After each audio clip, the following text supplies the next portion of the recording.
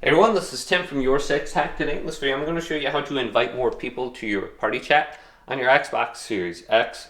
So if you press the Xbox button, tab on over using R1 to Parties and Chats, and then you can go to your chat right here.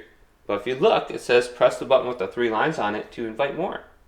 We can press that right here, and then we can go to the person's name, and then we can select it. So let's go to this person's name, and then you can press the button with the 3 lines on it again, and you can send the invites over. So the invites have been sent. You can also select into the party, and there's an option to invite more, or you can press the button with the 3 lines on it again. We go to invite more. Now on the top it says invite to party. Otherwise you can go to invite to game right here and switch it over to that specifically. So go back over to this, select the person's name, press the button with the 3 lines on it, and send them a game invite or a party invite right there on the bottom. Also, we can go to options and we can make our party chat invite only or private. So mine's invite only, so random people can't just join my party at any point in time.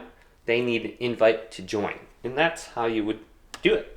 But hopefully this video did indeed help you out. Leave it a big thumbs up and subscribe my channel down below for more tech videos coming up next on YourSixTech.